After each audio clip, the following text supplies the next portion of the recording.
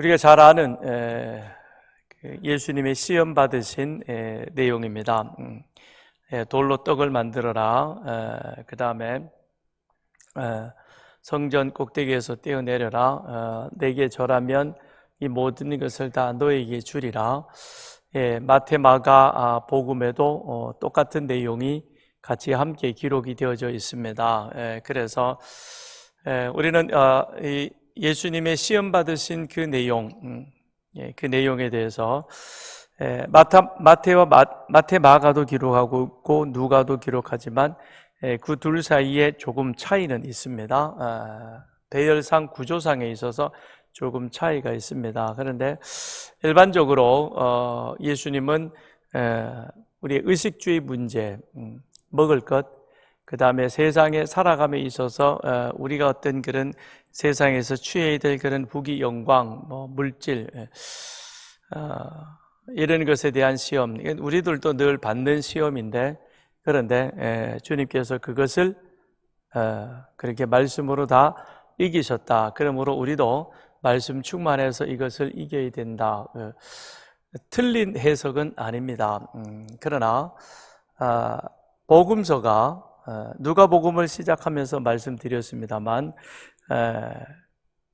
누가의 기록 의도도 마태, 마가가, 요한이 이미 이 내용들을, 특별히 마태, 마가는 이미 기록이 되어 있죠. 그럼에도 불구하고 또다시 누가가 이 복음을 기록하는 목적은 무엇이냐?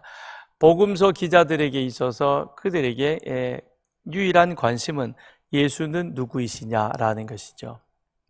그래서 복음서는 마태, 마가도 그렇고 누가도 그렇고 전반부, 후반부로 크게 둘로 나뉘어집니다. 둘로 나뉘어서 그리하여 너희는 나를 누구라 하느냐라고 제자들에게 당신의 실체와 정체를 드러냈습니다. 그런데 그 이전에 기록자들은 이 땅에 오신 예수, 그는 과연 어떤 분이시며 왜 이 땅에 오셨는가 하는 것에 대해서 그것을 우리들에게 밝혀주기 위해서 여러 가지 많은 그런 이적과 기적들을 함께 소개해 줍니다. 그리고 그는 바로 하나님의 약속 가운데 이 땅에 오신 메시아이시다. 그리고 그가 이 세상에서 어떤 일을 하실 것인가, 이 땅에 오신 하나님의 아들이요 참 인간이신 예수 구원자, 그는 이 땅에서 왜 오셨는가, 그것은 바로 우리의 죄 문제를 해결하여 하나님과의 관계의 회복을 온전하게 복원시키기 위해서 이 땅에 오신 것이다. 그래서 십자가의 죽으심으로 끝나는 것이 아니라 다시 살아 부활하셔서 그 다음 다시금 이 세상에 심판주로 오실 것입니다 라는 것이 복음서 기자들의 일반적 내용인 것입니다. 그렇다고 보면 복음서 기자들이, 그들이 마태가 마태복음을, 마가가 마가복음을, 누가가 누가복음을, 세 공관 복음서 기자들이 그 내용을 기록하는 것은 결국은 무엇이냐면 예수, 그는 구원자이시다라는 것이죠. 결국은 무엇입니까? 구속사라는 것입니다. 구속사, 인간의 죄의 문제를 위해서 이 땅에 오신 예수님이 기껏해야 우리의 먹고 사는 문제, 의식주의 문제, 그 다음에 세상에서 우리가 얻게 될, 누리게 될 그와 같은 것, 소위 말하는 세상적인 그것을 위해서만 주님이 이 땅에 오셨을까? 그걸 위해서 복음서 기자들이, 특히 누가는 열심히 미루어보고 찾아보고 그리고 확인해보고 다시 물어보고 그렇게 해서 누가복음을 기록하는 것은 아니라는 것입니다. 물론 예수님이 당했던 그 시험이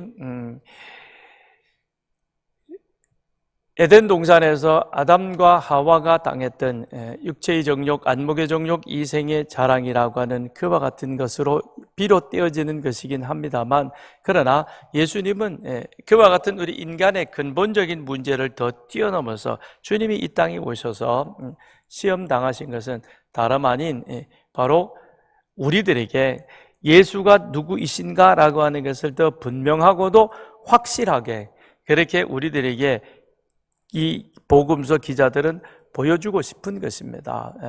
그래서 오늘 특별히 이 누가를 보면 마태, 마가는 세례 받으신 이후에 예수님의 시험 받으신 그 내용을 기록을 하고 있습니다. 그런데 누가는 조금 다르죠. 거기에 족보가 가운데 끼어 있었죠. 지난 시간에 공부했던 것처럼.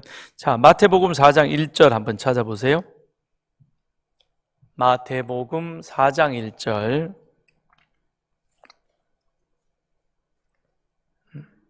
시작.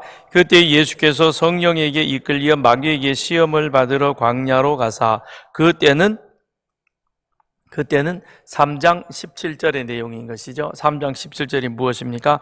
하늘로부터 소리가 있어 말씀하시되 이는 내 사랑하는 아들이요 내 기뻐하는 자라. 예수님이 세례 받으신 것이죠. 그런데 마가도 보면 똑같은 내용을 기록하고 있습니다. 마가복음 1장 12절 13절.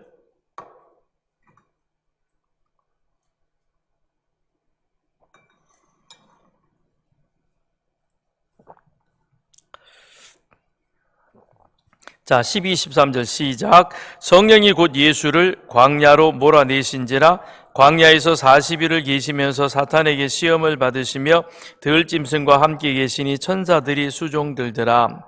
그죠? 예수님이 시험 받으셨죠. 근데 그 이전에 어떤 일이 있었어요? 마가복음 1장 11절에 보면 시작. 하늘로부터 소리가 나기를 내 사랑하는 아들이라 내가 너를 기뻐하노라. 뭐죠? 시험, 세례 받으신 것이죠. 그러니까 마태, 마가, 누가 공간 복음서입니다. 그런데 구조상에서 약간의 어떤 그런 차이점을 두고 있습니다. 마태와 마가는 세례 받으시고 그 다음에 성령의 이끌림을 받아서 예수님이 시험 받으시러 광야로 가셨다라고 기록을 해주고 있습니다. 그런데 그 사이에 누가는 3장 21절에 보시면 자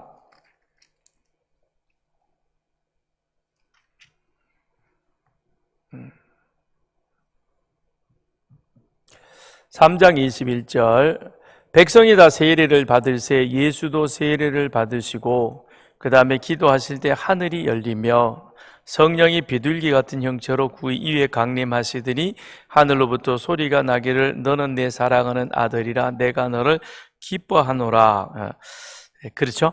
예수님이 세례 받으실 때 성령이 함께 하셨고 그리고 하나님, 성부 하나님께서 저는 내 사랑하는 아들이라고 그렇게 인증해 주셨습니다. 그리고 난 다음에 그 다음에 여기 4장에 오면 예수님이 시험 받으시는 사건이 있는데 근데 그 사이에 우리가 살펴본 대로 23절에 예수님의 족보가 기록이 되어져 있죠. 그죠? 예수님의 족보가 기록이 되어져 있는 것입니다. 그런데 그 예수님의 족보가 함께 기록이 되어져 있으면서 그러면서 이 누가는 예수님의 족보를 예수에게서 어디로까지 끌고 올라갔습니까? 자, 여기 3장 38절 그 위는 에노스요 그 위는 셋이요 그 위는 아담이요까지 올라갔죠. 그죠? 인류의 조상인 아담에게까지 뭘 가지고 올라갔습니까? 예수님이 그 아담의 인류의 후손이다라고 하는 것에 대하여 말씀해 주고 있습니다. 그런데 그 위에까지 하나 더 올라갔습니다. 어디까지 올라갔어요? 하나님이시라라고 말씀하십니다. 그 의미는 무엇이겠습니까? 예수가 하나님이시다. 우리 가운데 사람으로 그래야 여기 3장 23절에 있는 것처럼 사람들이 아는 대로 요셉의 아들이라. 예수는 완전한 사람이시다. 그렇지만 그는 또한 하나님이시다라고 하는 사실을 누가는 우리들에게 확실하게 그렇게 증언해주고 있는 것입니다. 그러면서 예수를 그 다음엔 예수의 시험 받으시는 그 사건에 대해서 말씀해주고 있는 것입니다. 그 얘기는 바로 무엇이냐? 이 땅에 오신 예수는 바로 하나님의 약속을 따라 오신 우리 인간을 구원하기 위한 하나님의 약속의 성취이시다라는 것입니다. 그런데 마귀에게 있어서 그가 해야 될 일은 무엇이냐면 이 사실을 뒤엎는 것이죠. 그죠? 사람들이 하나님의 약속을 믿지 못하도록 하는 것이나 아니면 그 하나님의 약속에 대해서 부정하는 것입니다. 예수 믿으면 구원받습니다. 아멘. 저도 그렇게 하겠습니다. 그렇게 믿어 받아들이는 그럴 때 복음을 전하고 그 사람이 구원을 받습니다. 그런데 평생을 교회는 다닙니다만 예수는 믿지 아니하고 예수의 가르침이 상당히 괜찮다. 그래서 그 가르침을 따라 교회에 나오는 사람도 있어요. 여러분, 교회 나온다고 해서 다 예수가 그리스도이심을, 예수가 나의 구주이심을 믿음으로 고백하고 그렇게 나아가는 그런 사람들도 있지만 그렇지 않은 사람들도 있다라고 하는 것입니다. 그러니까 그 얘기는 무슨 얘기입니까? 믿어지지 않는다는 것이죠. 어떻게 예수가 하나님이시고 그가 십자가에 죽은 것과 내 죄 문제가 해결되는 것이 이게 어떻게 되겠느냐. 나는 그것보다는 성경에 있는 여러 가지 어떤 내용들이 참 괜찮고 그리고 그렇게 함께 같이 모여서 우리가 이렇게 생활하는 이것이 나는 내 보기에는 좋은 것이다. 그래서 그걸 받아들이는 그런 사람들도 더러는 있다라고 하는 것입니다. 그런데 마귀는 바로 그와 같은 의도인 것이죠. 예수가 하나님의 약속의 성취로 우리 가운데 오셨다라고 하는 이 사실을 마귀는 어떻게든지 그걸 사람들로 하여금 믿지 못하도록 하거나 아니면 마귀가 참 과감합니다. 예수님에게 도전을 해가지고 예수의 정체성을 흔들어 놓는 것입니다. 그래서 이 마귀가 반복해서 뭐라고 예수를 시험하면서 던지냐면 내가 만일 하나님의 아들이거든. 가정법을 쓰고 있는 것이죠. 너 진짜 하나님의 아들이냐? 하나님의 아들이 왜 여기 왔겠느냐? 하나님의 아들이 지금 뭘 하려고 그러느냐? 하나님의 아들이 왜 배가 고프지? 하나님의 아들이 왜 여기서 뛰어내리질 못하지? 그러면서 예수를 충동하는 것이죠. 동시에 예수의 정체성을 흔들어 놓는다는 것입니다. 그렇게 함으로 말미암아 예수가 하나님 앞에 순종하여 하나님의 뜻을 이루는 자가 아닌 자기의 생각, 자기의 주관대로 행함으로 말미암아 하나님의 십자가를 성취했을지라도 그러나 그것이 하나님 앞에 온전한 순종으로 하나님의 뜻을 이루는 것이 아니라면 잘못되어지는 것이죠. 그러니 예수님께서 마지막에 십자가를 앞에 놓고 겟세마네 동산에서 기도하시면서 하나님 할만하시거든 이 잔을 내게서 멀리 옮겨주십시오. 그러나 내 뜻대로 마시고 아버지의 뜻대로 이 잔을 내게서 옮겨주십시오. 하나님이 하실 일은 하나님이 하실 일이 아니라 하나님이시면 얼마든지 예수를 십자가에 죽이지 않으시고도 우리를 모든 죄에서 구원하실 수 있는 분이십니다. 그러나 하나님은 사랑이시오 하나님은 공의이시고 그리고 인간이 범죄함으로 말미암아 하나님과의 깨어진 그 관계를 회복시킬 수 있는 그것은 다름 아닌 바로 당신의 아들이 죄의 대신 십자가에 죽는 것이요. 그리고 하나님은 그거로 인하여 우리를 사랑하시고 그 아들 예수를 십자가에서 다시 살려내심으로 그러므로 그걸 믿는 자마다 구원받아 하나님의 자녀가 되는 그런 은혜를 누리도록 해주시는 것이죠. 그러니 예수님도 내 뜻대로 마옵시고 누구의 뜻대로 하느냐? 아버지 하나님 당신의 뜻대로 이 일들이 이루어지기를 원하나이다라고 그렇게 고백하고 있는 것이죠.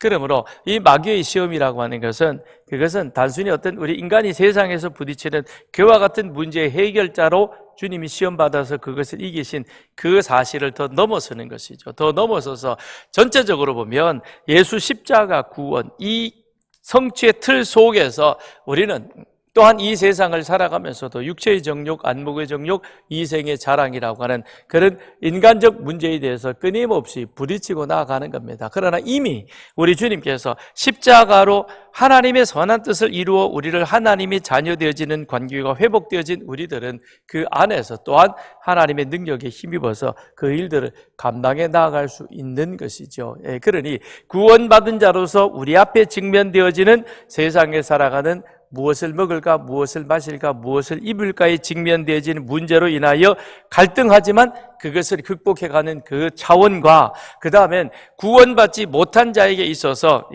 그것을 믿지 못한 자의 무엇을 먹을까, 마실까, 입을까에 대한 문제에 대해서 그것을 해결하기 위하여 이 자리에 나와 있는 것하고는 그거는 차원이 다르다는 것입니다. 그래서 누가는 지금 무엇을 말해주고 있느냐?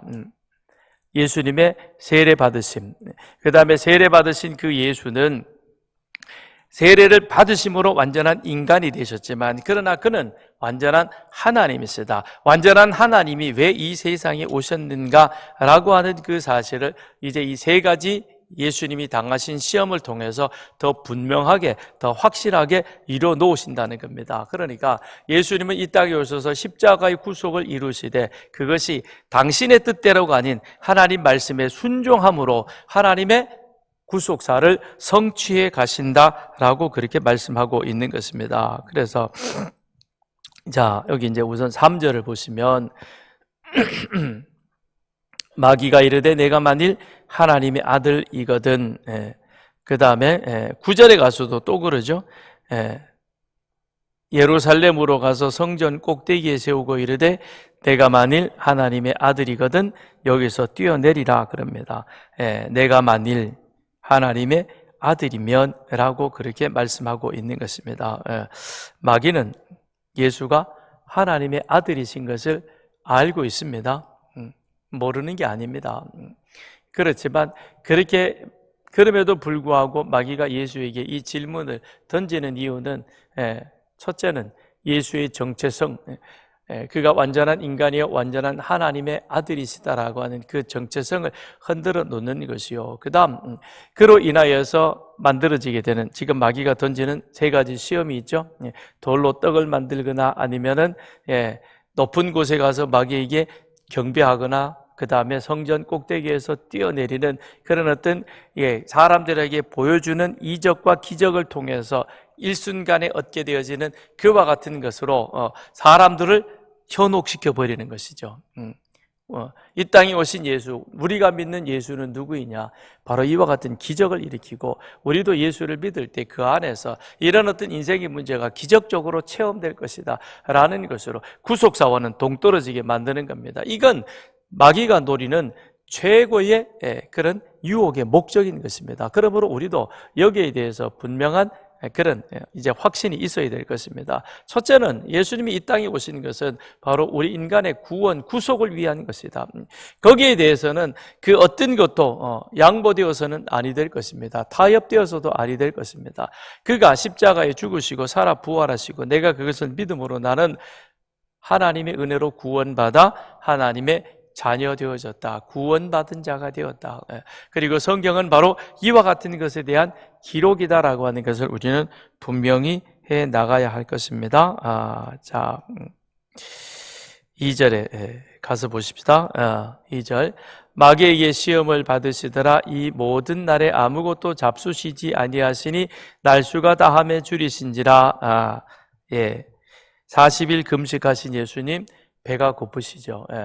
우리 인간은 먹어야 합니다. 하루 삼시세끼를 꼭 챙겨 먹어야만 그래야 우리 육신이 기운을 얻을 수 있는 것입니다. 그런데 예수님이 배가 고프셨습니다. 그랬더니 누가 찾아왔습니까?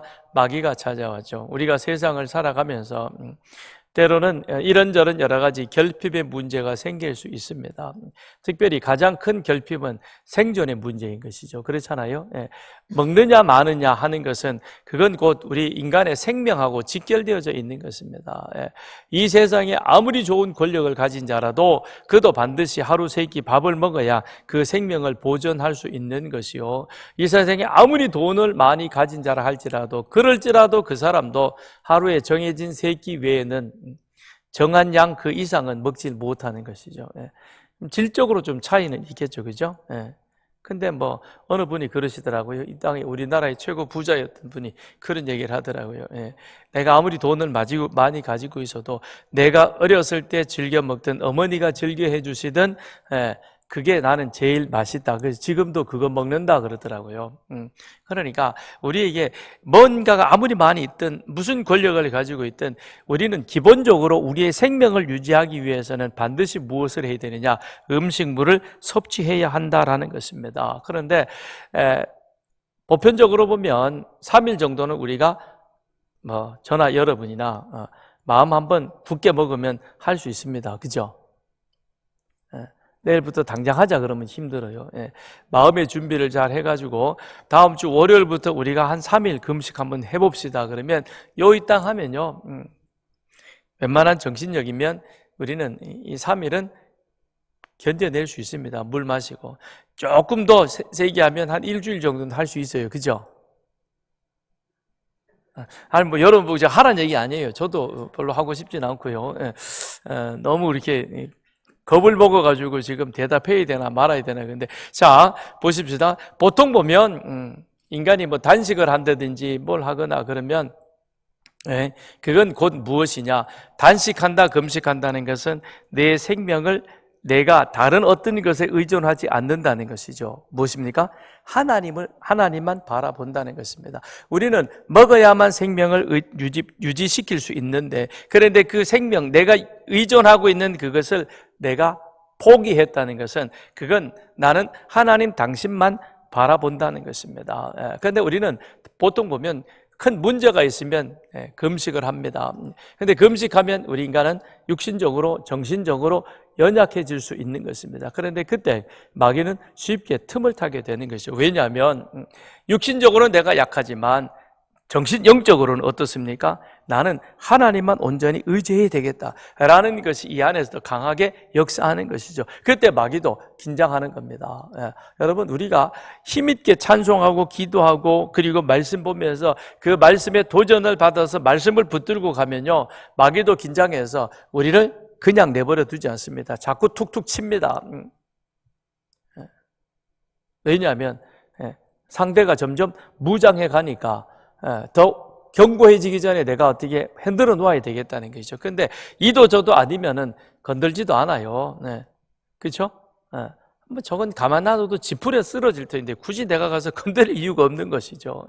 그러니까 우리는 말씀과 기도로 단단하게 무장할수록 내 앞에 뭔 일이 생기느냐, 영적인 도전이 온다는 것이죠. 그건 무엇이냐면, 자, 예수님이 40일 금식했습니다. 그건 더 이상 이제 우리 인간으로서 내가 의지할 수 있는 모든 것들을 포기했다는 겁니다. 그 의미는 하나님만을 더 강력하게 내가 붙들고 의지하겠다라는 그런 결단이요, 다짐인 것입니다. 그때 마귀가 찾아와서 시험을 시작하는 것입니다. 마귀라는 것이죠. 근데 마가복음에 보면 사탄이라고도 그렇게 표현하고 있습니다. 근데 마귀나 사탄이나 사실은 다 같은 일인 것입니다. 그들이 하는 역할, 악을 행하는 일에 있어서 언어적 표현이 다만 마귀냐 사탄이냐 다를 뿐인 것입니다. 마귀라고 하는 것은 그것은 헐뜯는 자, 비방하는 자, 그 다음에 사탄은 대적하는 자, 방해하는 자, 하나님을 대적하는 자, 하나님을 믿는 자를 대적하는 자,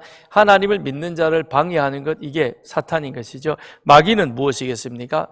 하나님을 제대로 믿지 못하도록 끊임없이 우리에게 와가지고 마치 뱀이 하와에게 와서 정말로 죽는다 그러더냐, 뭐 이렇게 헐뜯는 거죠. 하나님의 말씀을 우리가 제대로 믿지 못하도록 그렇게 흔들어대는 겁니다. 그러니까 마귀나 사탄이나 사실은 다 같은, 그와 같은 우리가 감당해야 할 영적인 우두머리들인 것입니다. 그가 와서 예수님을 시험합니다. 내가 만일 하나님의 아들이면 이 돌들에게 명하여 떡이 되게 하라. 돌을 떡으로 만들 수 있는 능력이 누구에게 있느냐? 사람에게는 없습니다. 그죠? 저와 여러분이 아무리 능력이 있더라도 우리나라에 능력이 있으신 그런 훌륭한 목사님 또는 기도하는 권사님 이런 분들이 계셨습니다. 그런데 그분이 아무리 능력이 있어도 돌을 떡으로 만들 수 있을까요? 아니요. 그건 하나님의 창조 질서를 역행하는 것입니다. 돌은 떡으로 만들 수 없는 것입니다. 그건 하나님의 창조 질서를 역행하는 바로 그와 같은 것이죠. 그건 다르게 표현하면 돌을 떡으로 만들어라 라는 것은 하나님의 주권을 무시하라는 것이죠. 하나님의 창조 질서를 역행한다. 그건 하나님을 무시하는 것이요, 하나님을 무시한다는 것은 곧 다르게 표현하면 하나님께 불순종하라는 것입니다. 그러니까 마귀가 지금 사탄에게 와가지고 너 하나님의 아들이지 않나? 그러니까 하나님의 아들이 왜 배가 고프다고 지금 그러고 있느냐? 너 그러지 말고 너에게는 하나님의 아들 되는 능력이 있지 않느냐? 그러니 그것을 가지고 떡을 만들어서 내 배고픔을 면하라라고 그렇게 말하는 것이죠. 그런데 그건 결국 무슨 얘기입니까? 표면적으로 보면 예수님이 지금 당면하고 있는 육신의 배고픔의 문제를 마귀가 알아주고 40일 동안 금식했으니 얼마나 배고프고 힘들겠느냐. 그러니까 너 지금 너에게 있는 그 능력, 난 너 하나님의 아들이라는 걸 알아. 그러니까 그걸 이용해가지고 너도 하나님이 돌을 떡으로 만들 수 있는 것처럼 너도 떡을 만들 수 있으니까 그렇게 해. 그 먹고 기운을 차리면 되지 않느냐. 왜 배고파가지고 그렇게 힘없이 그러고 있느냐라고 마귀가 충동하는 것이죠. 그건 결국 무슨 얘기입니까? 하나님의 뜻을 행하기 위해서 이 땅에 오신 예수님, 그 예수님에게 하나님 아버지 앞에 불순종하여 당신 마음대로 하나님의 뜻을 한번 이루어 보라는 것이죠. 하나님의 뜻을 이루라고 말하지만 그러나 하나님의 뜻은 하나님 앞에 순종함으로서만 그것을 이룰 수 있는 것입니다. 그런데 사탄은, 마귀는 예수님에게 이와 같은 하나님의 뜻을 무시하고 하나님 앞에 불순종함으로 그리하여 하나님의 뜻을 행하는 것 같지만 궁극적으로 보면 하나님의 뜻을 이루지 못하도록 그렇게 회방하는 것입니다. 아들은 아버지에게 순종해야 아들인 것입니다. 아들이 아버지를 능가하겠다고 아버지가 하는 일에 대해서 사사건건 만일 불순종한다면 그는 아들이라고 볼 수 없을 것입니다. 마귀는 아는 겁니다. 예수는 하나님의 아들이시다. 아들은 아버지에게 순종해야 된다. 그리고 인간의 구속이라는 것은 하나님의 뜻에 순종해야만 그 일이 이루어지는 것이지 하나님의 뜻 없이 그 일들을 이루는 것은 그건 옳은 것이 아닌 것을 잘 아는 것이죠. 그래서 이걸 지금 마귀는 그렇게 유혹하고 있는 것입니다. 오늘 우리들도 우리 안에서 이런 일들이 많죠. 하나님의 뜻을, 하나님의 창조 질서를 무시하고 그리고 하나님의 뜻을 거역하도록 만들어가는 일들이 우리 안에 지금 많이 일어나고 있습니다. 그 가운데 우리가 하나를 본다면 그런 이 과학의 발달로 인하여서 인간은 지금 끊임없이 하나님의 창조 질서에 도전하려는 그런 일들을 계속하고 있습니다. 그 가운데 하나가 유전자 변이 같은 그런 것입니다. 이건 결국 인간이 돈의 유혹에 빠져가지고 작은 것 하나를 심어가지고 100배의 이 결실을 거두도록 만드는 것이죠. 토마토 같은 것도 그렇습니다. 제가 어렸을 때 저희 집에 텃밭이 있어가지고요. 토마토, 포도 이런 것들이 심겨 있어가지고 그걸 여름에는 따먹었습니다. 여러분 한여름에 햇볕에 땡땡 이렇게 익어 있는 거를 따서 먹으면 이제 뭐 너무 뜨겁기 때문에 시원한 맛은 없지만 그런데 그 안에 있는 당도가 지금하고는 비교가 안 돼, 진짜. 아무리 먹어봐도 그만큼 맛있는 토마토는 없더라고요. 근데 그때 토마토는 이게 조금만 만져도 톡 터져버리고, 그죠? 그리고는 입에 콱 깨물어가지고 빨아당기면 그 안에 있는 그 토마토의 알갱이나 이런 당분들이 입 안으로 쑥 들어오면서 얼마나 맛있는지 몰라요. 근데 요즘 토마토는 어때요? 그렇지, 그냥 이거는 소라 껍질만큼 단단해요. 씹어도 계속 이 껍질이 씹혀지지 않고 입에서 계속 넘는 거예요. 그래서 아무리 씹어도 안 넘기는, 입에 넘어갈 수가 없는 거예요. 왜 그랬겠어요? 상하지 않도록 오랫동안 보존하려고 하다 이걸 그렇게 유전자를 변이시켜 놓는 것이죠. 그런데 보세요. 그렇게 해서 생산량도 많이 했습니다. 그 다음에 제품도 오래 갑니다. 근데 지구촌에 굶어 죽는 사람은 여전히 많이 있습니다. 저 지구 반대편에는 지금도 수많은 사람들이 하루에 $1가 없어서 배고픔 가운데 죽기도 하고 온갖 질병 가운데 고통받는 그와 같은 아이들이 얼마나 많이 있습니까? 자, 보십시다. 인간의 탐욕이 하나님이 주신 그 귀한 과학의 그 지혜를 가지고 지식을 가지고 그렇게 그러면 많은 생산했다면 그것을 함께 나눔으로 말미암아 그렇게 하나님의 사랑을 펼쳐가야 될 터인데 그런데 더 많은 돈을 내가 갖기 위해서 하나님의 그 창조 질서에 도전하는 그와 같은 일들을 지금 우리는 행하고 있다는 것입니다. 그런 부분에 있어서 우리는 회개해야 될 것입니다. 물론 뭐 그렇게 한다는 사람이 다 나쁘다는 건 아닙니다만 하나님이 주일날 말씀을 드렸듯이 하나님이 우리에게 하나 더 주신 것은 그건 더 많은 것을 내가 누리라는 것이 아니라 이것이 바로 우리에게 하나님께서 주신 사명이다. 그걸 어떻게 하면 더 많은 사람들에게 함께 나눌 수 있을까? 오늘 제가 저희 아이들하고 잠시 어디를 좀 갔다 오면서 교회 이름은 제가 얘기를 안 할게요. 저쪽 영남 쪽에 있는 아주 큰 교회입니다. 예, 갔다 오면서 그 교회 이제 주보를 제가 보고는, 저는 자세히는 다 못 봤어요. 보고는 이제 쭉 한번 이렇게 보고, 그 다음에 제 아내에게 줬더니 아내가 이렇게 쭉 훑어보고 이러더니 왜 여기에 선교사가 둘밖에 없지?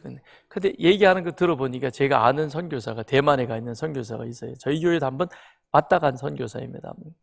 네. 큰 교회입니다. 저 영남권의 오래된 교회이고, 하나님이 주신 무슨 사정인지는 모르겠습니다만 아무튼 주신 은혜를 나누는 게 필요하겠죠, 그죠? 그게 하나님의 뜻을 펼쳐가는 것이다 라는 것입니다. 자, 거기에 대해서 예수님은 뭐라고 대답하십니까? 4절, 예수께서 대답하시되 기록된 바 사람이 떡으로만 살 것이 아니니라. 신명기 8장 3절의 말씀을 인용을 해서 예수님이 마귀의 유혹을 물리칩니다. 신명기 8장 2절로부터 3절의 말씀이 바로 오늘에 있는 말씀이죠. 그런데 이 신명기에 하나님께서 이스라엘 백성들 출애굽했을 때 만나를 내려주어서 40년 동안 그들이 광야에서 만나를 먹고 삽니다. 만나를 먹는 것은 기적입니다. 그래서 그 이전 세대도 없었고 그 이후 세대도 이 만나는 다시 내리지 않았습니다. 만나는 분명 하나님의 기적이요, 이적이면 틀림이 없습니다. 그런데 하나님께서 이스라엘에게 만나를 주신 이유가 있습니다. 그게 무엇이냐? 신명기 8장 2절을 한번 찾아보겠습니다. 신명기 8장 2절. 신명기 8장 2절. 자, 우리 다 찾으셨으면 같이 읽습니다. 시작. 내 하나님 여호와께서 이 40년 동안에 내게 광야길을 걷게 하신 것을 기억하라. 이는 너를 낮추시며 너를 시험하사 내 마음이 어떠한지 그 명령을 지키는지 지키지 않는지 알려 하심이라. 하나님께서 이스라엘 백성들에게 40년 동안 광야를 내려주신 이유는 그건 하나님의 뜻에 순종하는지 순종하지 않는지를 알게 하기 위해서이다라고 하는 거죠. 만나를 먹은 사람도 죽었습니다. 만나를 먹은 사람 가운데 가나안 땅에 들어간 사람도 있습니다. 그러나 중요한 것은 무엇이냐? 하나님의 기적과 이적을 경험했을지라도 그럴지라도 더 중요한 것은 하나님의 뜻에 순종하느냐라는 것이죠. 죽었던 나사로 다시 살았습니다. 근데 그도 죽었습니다. 우리 인간은 죄로 인하여 죽을 수밖에 없는 존재인 것입니다. 내가 어떤 기적을 경험했느냐, 내가 어떤 병에 걸렸다가 나았느냐, 하나님의 기적을 우리는 살아가는 가운데서 얼마든지 경험해 볼 수 있습니다. 그러나 더 중요한 것은 왜 하나님께서 나로 하여금 그와 같은 일들을 경험하게 하시는가? 그걸 통해서 하나님은 나에게 무엇을 원하시는가? 하나님은 이스라엘에게 원하시는 것은 만나를 주심으로 그들로 하여금 하나님의 뜻에 온전히 순종하느냐. 하루에 한 호멜씩 가족 수대로 거두어 드리라. 내일도 내릴 것이다. 그러나 안식일 전날에는 이틀치를 거두어라. 책임져 주겠다. 다 다릅니다. 그러나 다른 상황 속에서도 하나님 앞에 순종하는 자는 하나님의 기적을 경험해 갈 수 있을 것입니다. 그리고 하나님의 뜻 가운데서 그의 삶이 인도함을 받는 것을 한 걸음 한 걸음 경험해 가게 될 것입니다. 그러나 기적에만 빠져 있으면 하나님의 인도하심, 하나님 되심을 우리는 우리의 삶 가운데서 크게 느끼지 못한다는 거죠. 중요한 것은 하나님은 기적이 아닌 것입니다. 내 삶 가운데 하나님이 하나님 되심을 느끼는 것입니다. 그리고 그 하나님이 내 삶을 책임져 주신다. 어떤 자? 순종하는 자. 불순종하는 자는 하나님께서 책임지시지 않습니다. 그러나 어떤 상황이든 하나님의 뜻에 순종하고자 하는 자, 그에게 하나님께서는 그의 삶을 책임져 주신다라는 것이죠. 그러니 예수님께서 이 말씀을 하신 이유는 무엇이겠습니까? 나 하나님의 아들 맞아. 그러나 내가 이 땅에 온 것은 아버지의 뜻을 이루어 순종하기 위한 것이요, 나는 그것을 위해서 지금 그 길을 가고 있는 거야. 그러니 네가 아무리 쉽게 어떤 방법으로 나에게 유혹할지라도 나는 하나님 외에는 다른 것에는 순종하지 않을 것이야. 우리는 말씀에만 순종하는 자가 되어야 할 것입니다. 기록된 하나님의 말씀, 그 기록된 하나님 말씀에 내가 오늘 하루도 우리는 그 말씀대로 살았습니다. 내일도 그렇게 살 것입니다. 앞으로도 그렇게 살 것입니다. 말씀에 순종하며 살아갈 수 있는 우리들, 그렇게 될 때 우리는 우리의 삶을 통해서 하나님의 뜻을 이 땅 가운데 성취하는 자로 살아가게 될 것입니다. 그 다음에 두 번째 5절로 7절에 마귀가 시험합니다. 5절부터 7절 같이 읽습니다. 시작. 마귀가 또 예수를 이끌고 올라가서 순식간에 천하만국을 보이며 이르되 이 모든 권위와 그 영광을 내가 네게 주리라. 이것은 내게 넘겨준 것이므로 내가 원하는 자에게 주느라. 그러므로 내가 만일 내게 절하면 이것이 다 내 것이 되리라. 마귀는 순식간에 모든 왕국을 보여주며 자기에게 경배하기만 하면 이것을 다 주겠다라고 그렇게 예수님을 유혹합니다. 시간적으로 가장 짧은 시간에 순식간에 뭘 보입니까? 천하만국을 다 보여줍니다. 순식간에 그걸 다 보여주면서 그 다음에 공간적으로 가장 넓은 것을 보여주죠. 가장 짧은 시간에 가장 넓은 것을 다 보여주면서 한 조건은 무엇이냐? 내게 경배하면 라는 것이죠. 이건 우리들이 충분히 원하는 바죠. 그죠? 주식하는 이유가 다 그렇진 않겠지만 그렇잖아요. 그죠? 뭐 단타가 나오고 뭐가 나오고. 근데 뭐 주식해서 늘 그거 이렇게 하시는 분들 얘기를 들어보니까 그러더라고요. 짧게 하려고 하지 말고 뭐 10년을 묵혀두라, 뭐 길게 묵혀두라 그러는데, 근데 우리 어때요?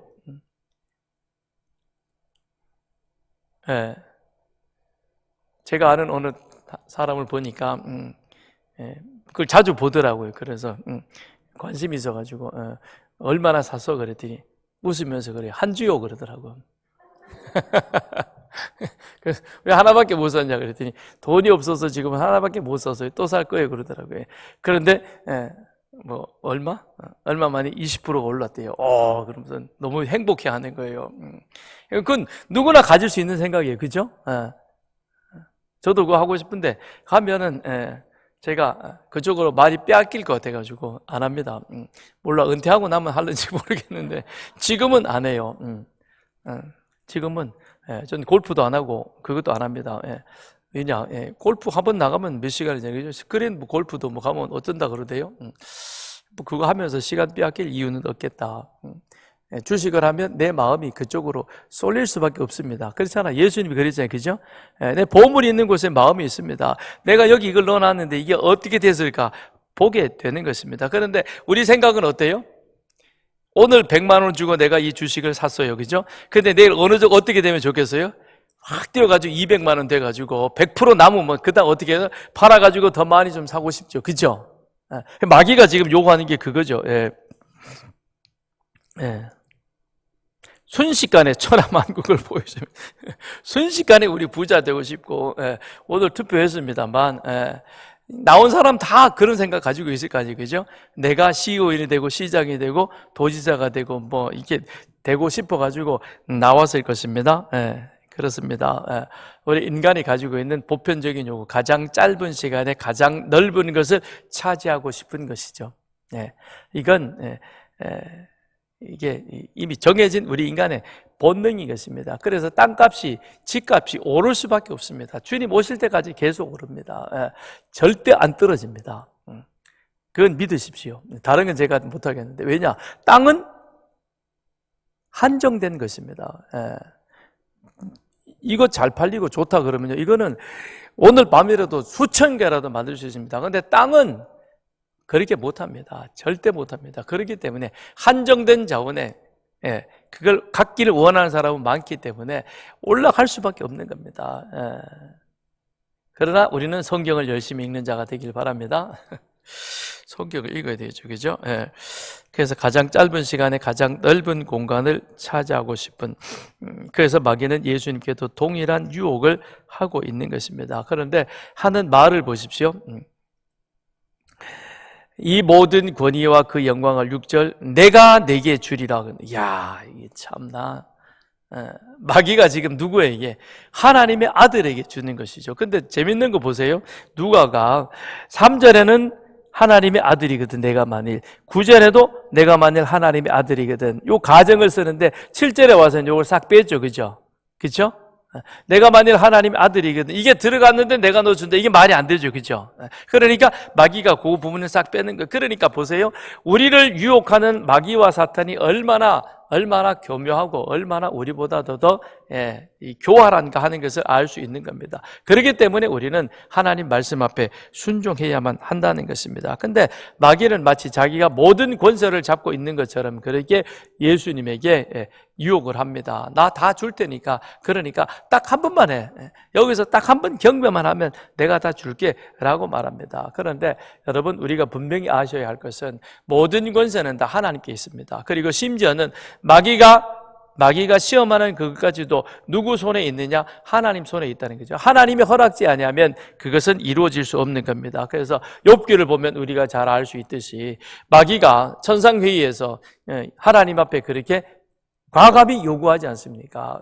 하나님이 마귀에게 욥을 자랑하니까 그 사람 욥은 하나님이 복을 많이 주셔서 그렇게 하나님한테 그럽니다. 하나님이 그거 다 빼앗아 가면 안 그럴 거예요.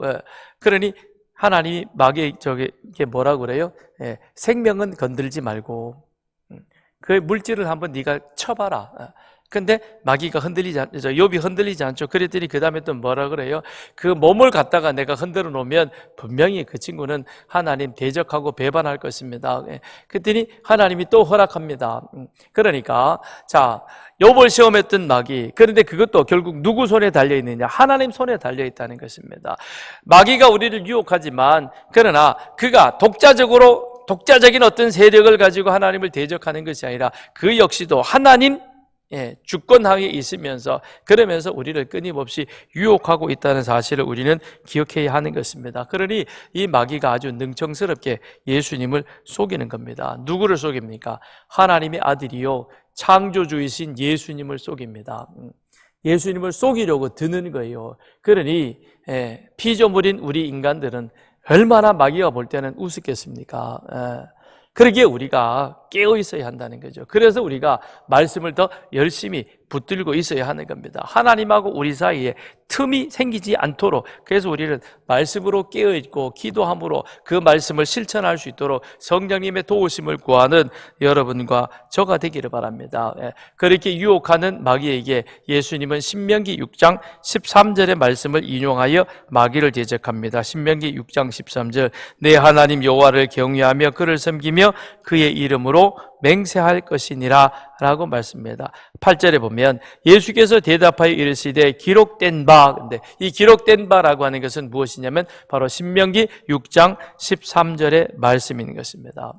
그러니까 마귀는 우리 인간들이 가장 짧은 시간에 가장 많은 것들을, 가장 높은 것을 갖고 싶어하는 그런 인간의 본능을 알고 예수님을 유혹하는데, 거기에 대해서 예수님은 신명기에 기록된 말씀을 통해서 뭐라고 그에게 대답하고 있느냐? 모든 권세는 누구로부터 주어지느냐? 하나님으로부터 주어진다. 네가 지금 나를 유혹하고 있는데, 그런데 이것조차도 하나님이 허락지 않으면 안 되는 거야. 넌 이걸 알아야 돼. 나는 이 사실을 알고 있다는 거죠. 우리도 그 사실을 안다면 우리는 마귀의 유혹에 쉽게 넘어가거나 흔들리지 않을 것입니다. 모든 것은 하나님을 온전히 경배할 때, 즉 영과 진리로 하나님을 우리가 예배할 때에 하나님께서는 그런 자에게 하나님의 귀한 은혜와 축복을 약속하십니다. 그것이 레위기 26장에 신명기 28장에 기록되어져 있는 하나님의 약속이기도 한 것이죠. 그 다음에 9절로부터 11절 세 번째 마귀의 시험입니다. 시작. 또 이끌고 예루살렘으로 가서 성전 꼭대기에 세우고 이르되 내가 만일 하나님의 아들이거든 여기서 뛰어내리라. 기록되었을 때 하나님이 너를 위하여 그 사자들을 명하사 너를 지키게 하시리라 하였고, 또한 그들이 손으로 너를 받들어 네 발이 돌에 부딪히지 않게 하시리라 하였느니라. 예수께서 대답하여 이르시되 주 너희 하나님을 시험하지 말라 하였느니라. 예수님을 성전 높은 꼭대기로 데려가셔서 거기서 뛰어내리라라고 그렇게 유혹을 합니다. 만일 내가 하나님의 아들이면, 그러면 이 성전 꼭대기에서 뛰어내리면, 그러면 뭘 하는 것이죠? 하나님이 당신의 아들을 보호하기 위해서, 그래서 천사들을 보내서 내 발이 상하지 않도록, 내가 땅에 떨어지지 않도록 하나님이 너를 지켜 보호해 주실 것이다 라고 그렇게 이 마귀가 예수님을 유혹을 합니다. 그런데 예수님을 유혹할 때 이 마귀는 시편의 말씀을 인용하고 있는 것이죠. 시편 91편 11절 12절입니다. 자, 시편 91편 11절 12절 우리 같이 찾습니다.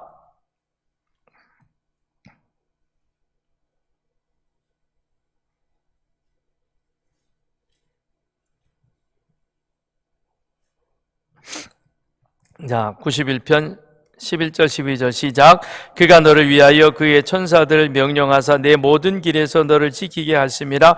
그들이 그들의 손으로 너를 붙들어 발이 돌에 부딪히지 아니하게 하시리로다. 자, 시편 91편 11절 12절과 그 다음에 마귀가 예수님을 유혹하면서 인용했던 이 말씀, 하나님이 너를 위하여 그 사자들을 명하사 너를 지키게 하시리라 그랬죠. 그죠? 그런데 시편에서는 뭐라 그랬어요? 내 모든 글에서 너를 지키게 하심이라 라는 요 말을 살짝 빼고 있습니다. 마귀가 하나님의 말씀, 하나님의 기록된 말씀에 대해서 잘 알고 있습니다. 그런데 마귀는 믿지 않죠.